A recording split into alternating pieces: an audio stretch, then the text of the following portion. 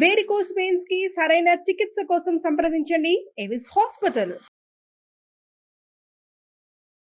నమస్కారం. మాఘపురాణం 13వ రోజు పారాయణలోకి వచ్చాం. ముందు అధ్యాయంలో పరమేశ్వరుని గురించి, ప్రయాగ స్నాన మహాత్మ్యాన్ని గురించి తెలుసుకున్నాం.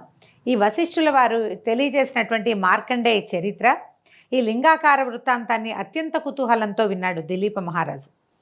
ఇంకా ఎన్నో విషయాలు ఏమైనా ఉంటే మాఘమాస మహాత్మ్యాన్ని గురించి, అంటే వివిధ యుగాలలో ఎలాంటి కథలు చెప్పబడ్డాయి, అలా వాటి గురించి ఏదైనా ప్రత్యేకమైన విషయం ఉంటే తెలియజేయండి. నాకు చాలా ఉత్కంఠగా ఉంది. ఇంత ప్రత్యేకమైన మాసాన్ని ఇప్పటిదాకా నేను తెలుసుకోలేకపోయానని పరిపరి విధాలుగా ప్రశ్నించాడు. ఇంకా అడిగాడనమాట. అడిగేసరికల్లా వశిష్ఠుల వారు చెప్తున్నారు అసలు ఇది ఎవరికి చెప్పారు. ఈ మాఘమాస మహాత్మ్యాన్ని ముందు పరమేశ్వరుడు పార్వతీదేవికి తెలియజేశాడట. ఆ తర్వాత అదే విషయాన్ని బ్రహ్మదేవుడు నారదుడికి తెలియజేశాడు.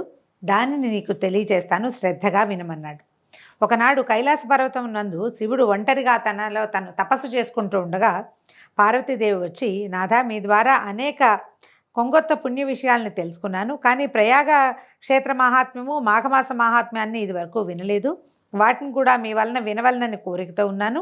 కాబట్టి నా కోరిక తీర్చి నన్ను ధన్యురాలిని చేయండి స్వామి అని ప్రార్థించింది. మనం సాధారణంగా చెప్పుకుంటామండి మన పురాణ గాథల్లో పార్వతీదేవి అమ్మవారు సర్వాంతర్యమైన, కానీ భర్త యందు చాలా వినయం వహిస్తుంది. ఆవిడ పరమేశ్వరుని అడుగుతుంది. పరమేశ్వరుడే పార్వతీదేవికి తెలియజేశాడు. మహాలక్ష్మి, మనం లక్ష్మీ అష్టోత్తరం చదువుకుంటాం. అందులో కూడా అమ్మవారు అడుగుతుంది. దేవివాచ అని వస్తుంది కదా, దేవదేవం మహాదేవ త్రికాలజ్ఞ మహేశ్వర కరుణాకర దేవేచ భక్తానుగ్రహకారక అష్టోత్తర శతం లక్ష్మ్యాహ శ్రోతుమిచ్చామి తత్వత అని అడుగుతుంది. తత్వం, దాని సంగతి ఏమిటి, అష్టోత్తర శత లక్ష్మి నామాలు ఎలా చదవాలి, ఏం చేయాలని అమ్మవారు అడిగితేనే శివుడు పరమేశ్వరుడు సెలవిచ్చిందే మనం రోజు నిత్యం చదువుకుంటాం. సాధారణంగానే నామాలు ప్రకృత్య నమః వికృత్య నమః అని కాకుండా పూర్వపీఠిక కూడా మనం చదువుతుంటే మనకు అసలు ఇది ఎవరికి ఎప్పుడు ఎలా ఎందుకు చెప్పారో సకా క్లియర్గా తెలుస్తుంది, సాంగంగా అర్థమవుతుంది. అట్లా పరమేశ్వరుడే చాలా రకాల విషయాలని అమ్మవారికి తెలియజేసినట్టుగా వింటుంటాం. పురాణాల్లో అది కనపడుతుంది.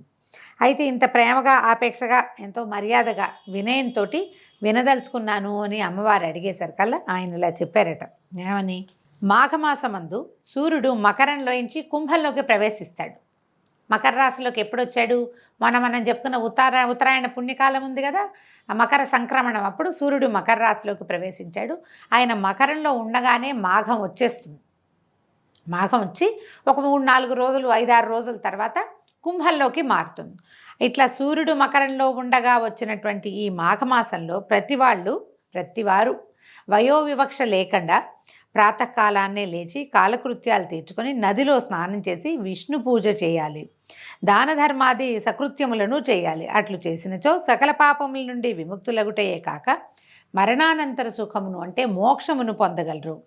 అలాగే సూర్యుడు మకర రాశిలో ఉండే ఈ మాఘమాసం అంటే పూర్తిగా మకరంలో ఉండడు, కొంతే ఉంటాడు, కానీ పురాణంలో అట్లా చెప్పబడింది అనమాట. మాఘమాసం అందు ప్రయాగ క్షేత్రమందు ఏ మనుజుడు నదీ స్నానం చేస్తాడో అట్టివాడు వైకుంఠమునకు పోయి సాలోక్య సుఖాన్ని పొందుతాడు, భగవంతునితో పాటు ఆ లోకంలో ఉంటాడనమాట. ఈ మాఘంలో నది, సముద్రము, చెరువు, బావి, ఎక్కడైనా సరే, అదే కాకుండా స్వగృహంలో అయినా సరే ప్రాతకాలంనే స్నానం చేసిన వారికి విశేష పుణ్యఫలం కలగటమే కాకుండా వారి సమస్త పాపాలు హరించుకుపోతాయి.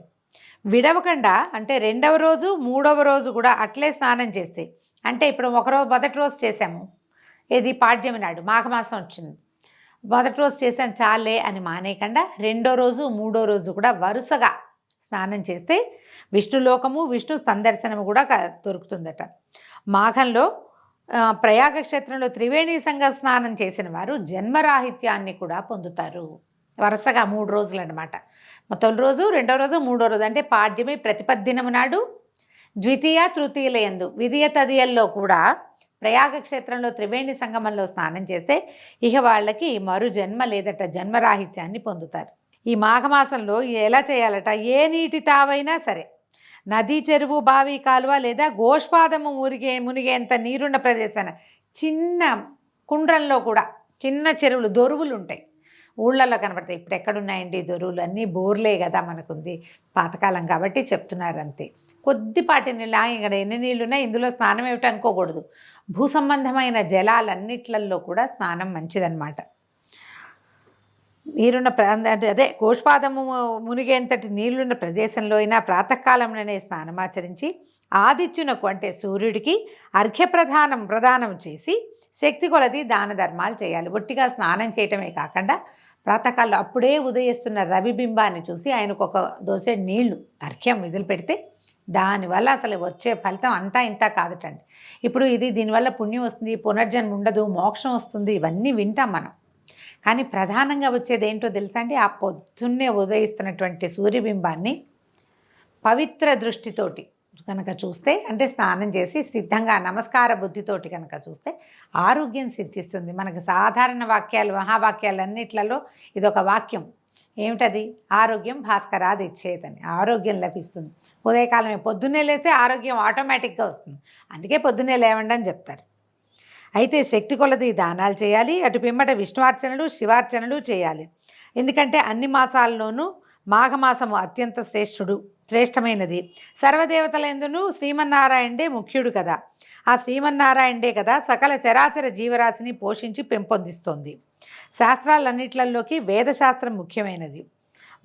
జాతులలో బ్రాహ్మణ జాతి శ్రేష్టమైనది. పర్వతములలో మేరుపర్వతం ఉన్నతమైనది. అలాగే మాసాలన్నిట్లలో మాఘమాసము మిక్కిలి శ్రేష్టమైనది. ఇవన్నీ పురాణ గాథలండి, అంత మటుకే తీసుకుందాం. అయితే మాఘమాసంలో చేసేటువంటి విష్ణు పూజలు, భజనలు, సంకీర్తనలు, దాన ధర్మాది సకృత్యములు విశేష ఫలితాన్ని ఇస్తాయి. భగవంతుణ్ణి చేరటానికి భక్తి మార్గం ఒకటే సులభోపాయమని గ్రహించాలి. అత్యంత భక్తి శ్రద్ధలతో భగవంతుని సేవించినచో ఆ భగవంతుడే మన రక్షణను చూసుకుంటాడు, అన్నిటి అడగకుండానే సమకూరుస్తాడు. కాబట్టి ఈ పుణ్య మాఘమాసమందు సర్వులు భగవత్ సేవ యందు తరించాలి. చలిగా ఉన్నదని స్నానం మానేయటం అనేది ఏంటంటే రాబోయే పుణ్యాన్ని కాలదనుకోవటమే. మాఘమాసంలో అంత చలి ఉండదండి. పూర్వకాలం ఉండేది. హైదరాబాద్ లాంటి చోట అయితే చలే లేదు, ఎండొచ్చేసింది, బాగా చొరచొరలాడిపోతుంది. ఇక్కడ కొంచెం కోస్టల్ ఏరియాస్లోనూ అక్కడ కొద్దిగా పొగమంచు ఉందేమో. కార్తీకం అంత చలి ఉండదు. మనం ఇంట్లో అయినా స్నానం చేయొచ్చు కదా, కాబట్టి చేసేస్తేనే మంచిది. ఈ మాఘమాసంలో ప్రాతకాలంలోనే లేచి స్నానపానాదులు కావించి సూర్యునికి అర్ఘ్యప్రదానం చేసి నమస్కరించి నైవేద్యం పెట్టి శుభ్రమైన ధవళ వస్త్రాలను ఒక పేద బ్రాహ్మణుడికి దానం చేస్తే కనుక మంచి ఫలితము పుణ్యము వస్తుంది. ప్రతిరోజు దానం అని చెప్తున్నారు. నెలలో ఒక్కసారైనా సరే తెల్లటి వస్త్రాన్ని బ్రాహ్మణుడికి దానం చేస్తే మంచిదట. ఏదైనా ఒక కష్టం వస్తుందనుకోండి, దానికి కారణం ఏంటి చెప్తున్నారంటే పురాణంలో దాన ధర్మాది కార్యాలు చేసే వాళ్ళని అడ్డగించటము, దాతల్ని అపహాస్యం చేయటము, ఇలాంటి దుష్కృత్యాల వల్లే మనకి ఏవో ఒక ప్రాబ్లమ్స్ వస్తూ ఉంటాయట. అటు దుర్మార్గులు ఘోర నరకాన్ని అనుభవిస్తారు. సకల పాపాలని మూటగట్టుకుని యమయాతనలకు గురవుతారు. వంశక్షయం కలుగుతుంది. రౌరవాది నరక బాధలు అనుభవిస్తారు. తద్విరుద్ధంగా అంటే మంచి పనులు చేయటానికి ప్రోత్సహించిన వాళ్ళకి పుణ్యలోకాలు లభిస్తాయి. అంటే ఎవరైనా దానం చేస్తున్నా, ధర్మం చేస్తున్నా, పూజలు చేసుకుంటున్నా వారిని విమర్శించకూడదు. ఎగతాళి చేయటం, ఎక్కిరించడం, హేళన చేయటం, నీ డబ్బులన్నీ అక్కడెక్కడికో పోతున్నాయని అనడము చేయకూడదు. అది ఇష్టం. దానం చేయటం వాళ్ళ ఆసక్తి. దాన్ని ఎప్పుడు చెడగొట్టకూడదు. దానివల్ల మనకి పాపం వస్తుందని చెప్తున్నారు. శక్తిహీనులు, ఒకవేళ అనారోగ్యంతో ఉన్నవాళ్ళు, వృద్ధులు, బాలింతలు, గర్భవతులు, మరీ చిన్నపిల్లలు, వీళ్ళకి మాఘంలో శిరస్సు పైన నీళ్లు చల్లుకుని మానసిక పూజ చేసుకుని ఆదిత్యుడికి అభివాదం చేసినా చాలు. స్నానం చేయలేకపోతే నెత్తి మీద నీళ్లు చల్లుకుని, ఒంట్లో బాగోలేదు, జ్వరాలు అవిను, పొద్దున్నే తలస్నానం చేస్తే సైనసైటిస్ పెరుగుతుంది, సాయంత్రానికి పడకేస్తారు, నెత్తి మీద నీళ్ళు చల్లుకోండి. కంఠస్నానం చేసి మామూలుగా స్నానం చేసి తల మీద నీళ్ళు చల్లు. అపవిత్ర పవిత్రోవా సర్వావస్థంగతోపివా యస్మరేత్ పుండరీకాక్షం సబాహ్యాభ్యంతర శుచి. ఈ శ్లోకం చెప్పుకుని తల మీద నీళ్ళు చల్లుకుని సూర్యుడికి నమస్కారం మాత్రం చేసుకోండి. ఉదయించే సూర్యబింబానికి నమస్కరించడము ప్రధానమైన విధి మాఘమాసంలో. ఆ ఒకటి చేసినా సరే మంచిది. తర్వాత అట్టివారు అంటే ఇలా చెయ్యలేని వాళ్ళు, స్నానాలు అవి చేసి అక్కడికి ఇక్కడికి వెళ్ళి దాన ధర్మాలు, గుళ్ళు గోపురాలు తిరగలేమనుకునే వాళ్ళు మాఘమాస మహాత్మ్యాన్ని వినడం కానీ చదవటం కానీ చేసినచో అట్టివారు తమ 7వ జన్మాంతం నందు విష్ణుపద ప్రాప్తి నొందుదురు. ఇవాళ రేపు రాదండి. ఇప్పుడు కనుక నేను చెప్పే మాఘపురాణం విన్నారంటే ఇక్కడి నుంచి 7 జన్మల తర్వాత మనకి విష్ణుపదం వస్తుంది, ఎన్ని పాపాలు చేసినా కూడా అని అన్నమాట పాయింట్. మాఘమాస ఇప్పుడు దరిద్రాలు, ఇప్పుడు మనం చేసుకున్న పాపాలు తొలగిపోవాలంటే మాఘమాస విధులు చాలా శ్రేష్టమైనవి, పుణ్యదాయకమైనవి. ఈ మాసంలో 30 రోజులు క్రమం తప్పకుండా పూజా పునస్కారాలు, దాన ధర్మాదులు, భజనలు, ఆలయ సందర్శనాలు, భగవంతుని పట్ల శ్రద్ధ ఆసక్తి ఉన్నట్లయితే 100 అశ్వమేధ యాగాలు చేసినంత పుణ్యం లభిస్తుంది. బ్రాహ్మణులకు దక్షిణ తాంబూలాలిచ్చి సంతృప్తిపరిస్తే ఎనలేని పుణ్యాన్ని సంపాదించుకోగలుగుతారు. ఆ బ్రహ్మహత్యాది ఘోర పాపాలన్నీ నశించిపోతాయి. ఈ మాఘం మాసం నందు అన్ని రోజులు కడు నియమనిష్టలతో ఉంటే అతనికి రౌరవాది నరకాల నుంచి అతడే కాకుండా పితరులు కూడా, ఆయన తాత తండ్రులు కూడా అనేక నరకాల నుంచి విముక్తులగటమే కాకుండా గతించిన తన వారిని తాత తండ్రులను కూడా విముక్తుల్ని చేస్తాడు. మనకే కాకుండా మనకి రావు నరకాలు. మన తాత ముత్తాత ఏదైనా నరకబాధలు పడుతుంటే కనుక 7 ముందరి తరాలు కూడా తరింపబడతాయట. పార్వతి మాఘమాస మహాత్మ్యము, నదీ స్నాన ఫలితము ఇత్యాదులను చెప్పి తిని, కాబట్టి ఇది ప్రచారంలోకి తీసుకురండి, ఇది ప్రచారం చేయాలి, నీవును అట్లే చెయ్యి అని పార్వతీదేవికి భగవంతుడు చెప్పాడని చెప్తారు. కానీ పార్వతీదేవికి అవసరం ఏముంది? మనకు అవసరం. ఇంకెవరికైనా ఇది బోధించమని. మాఘమాసంలో ఒక్కసారైనా స్నానం చేయండి, అలాంటి మాట అయినా విని ఒక్కసారైనా సూర్య దర్శనం చేయండి, ఇలాంటి మాటలు పిల్లలకి చెప్పండి. మనం అదే చేయగలుగుతాం కదా.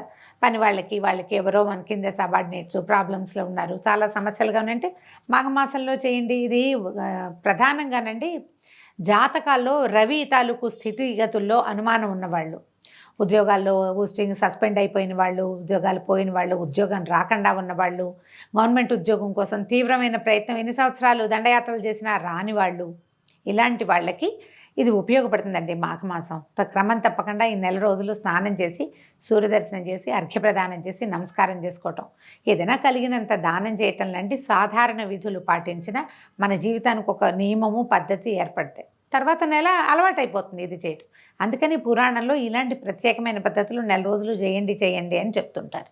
దీంతో 13వ రోజు పారాయణ పూర్తయిందండి. రేపు ఉదయం మళ్ళీ 14వ రోజు పారాయణతో కలుసుకుందాం. నమస్కారం.